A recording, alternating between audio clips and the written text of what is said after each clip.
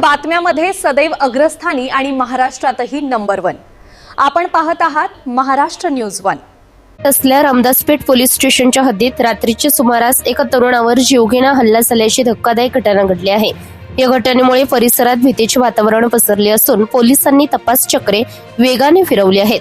मिळालेल्या माहितीनुसार रात्री 8:30 ते 9 वाजण्याच्या सुमारास अकोला शहरातील अलंकार मार्केट परिसरात एका तरुणावर धारदार शस्त्राने वार करण्यात आले। या हल्ल्यात तो तरुण गंभीर जखमी झाला आहे। घटनेची माहिती मिळताच रामदासपेठ पोलीस स्टेशनचे पथक तातडीने घटनास्थळी दाखल झाले। जखमी तरुणाचे नाव राहुल सारस असल्याचे समोर आले आहे। त्याला तातडीने उपचारासाठी खासगी रुग्णालयात दाखल करण्यात आले असून त्याची प्रकृती गंभीर असल्याचे सांगितले जात आहे। पोलीस सीसीटीव्ही फुटेज आणि इतर पुराव्यांच्या आधारे हल्लेखोरांचा शोध घेत असत। हल्ल्याचे नेमके कारण अद्याप अस्पष्ट असले तरी हा हल्ला जुन्या वादातून झाला असावा असा संशय व्यक्त केला जात आहे। महाराष्ट्र न्यूज 1 साठी संपादक इस्माईल शेखसह सोनू अण्णा औंधकर, अकोला।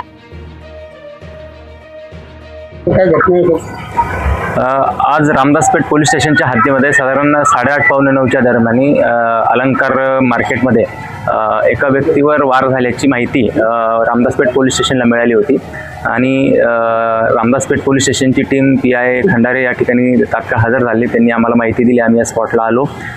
तर जो जखमी व्यक्ती होता त्या व्यक्तीला आयकॉन हॉस्पिटल इथे शिफ्ट करण्यात आलेला आहे आणि ज्यांनी हा हल्ला केला आहे त्या व्यक्तींच्या शोधासाठी रामदासपेठ पोलीस स्टेशन आणि LCBची टीम त्या ठिकाणी काम करत आहे। त्यांना तात्काळ अटक करण्याचे आमचे प्रयत्न सुरू आहेत। आता सध्या आमचा प्राथमिक तपास सुरू आहे। त्या अँगलनी आमचे बरेच लोक आता त्या कामासाठी लागलेले आहेत आणि जे प्राथमिक माहिती मिळाली आहे तर जो जखमी आहे त्याचं नाव राहुल सारस असल्याची अशी आम्हाला प्राथमिक माहिती आहे। थँक्यू। आता डॉक्टरांसोबत चर्चा करून त्यांचं जे काही फायनल डिसिजन आहे ते आम्ही घेऊ।